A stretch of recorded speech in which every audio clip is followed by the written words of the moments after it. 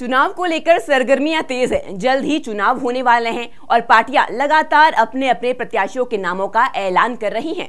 इसी कड़ी में एक और नाम सामने आया है, जो है हिमाचल के मंडी से विक्रमादित्य सिंह का। लोकसभा चुनाव में मंडी से कांग्रेस की तरफ से विक्रमादित्य सिंह चुनाव लड़ेंगे। हिमाचल प्रदेश कांग्रेस अध्यक्ष प्रतिभा सिंह ने इसका ऐलान किया है। हालांकि पार्टी की तरफ से अभी तक आधिकारिक तौर पर ऐलान नहीं हुआ है। लोकसभा चुनाव को लेकर मंडी से विक्रमादित्य सिंह को उम्मीदवार घोषित किया गया है।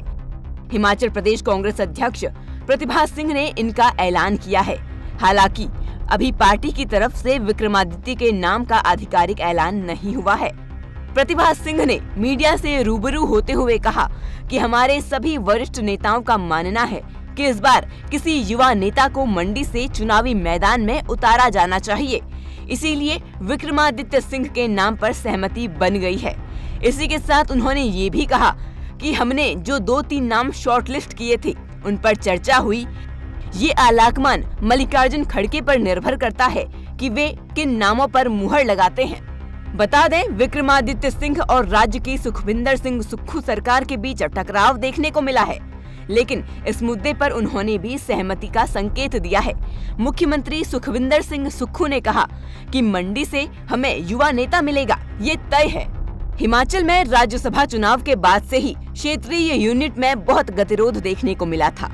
विक्रमादित्य सिंह ने सुक्खू सरकार से नाराज होते हुए इस्तीफा भी दे दिया था और सुक्खू सरकार पर भी संकट के बादल मंडराने लगे थे।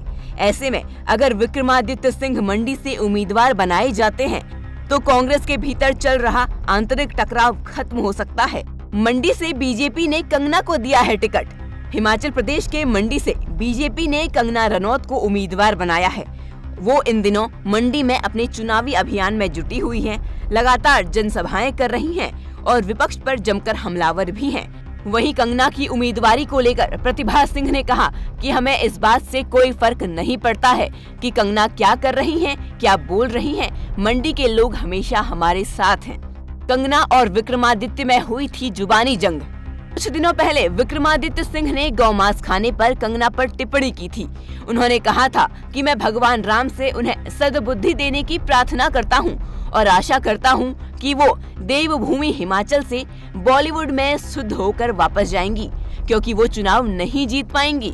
वो हिमाचल के लोगों के बारे में कुछ नहीं जानती हैं। इसके बाद बीजेपी उम्मीदवार कंगना ने कांग्रेस नेता पर पलटवार किया और कहा कि ये तुम्हारे बाप दादा की रियासत नहीं है कि तुम डरा धमका के वापस भेजो। दिल्ली में एक बड़ा पप्पू है और हिमाचल में छोटा पप्पू कहता है कि वो गौमांस खाती हैं। उसने पूछा कि गौमांस खाने का सबूत क्यों नहीं पेश करते। बता दें, हिमाचल प्रदेश में लोकसभा चुनाव के लिए 7वें चरण में 1 जून को मतदान होंगे।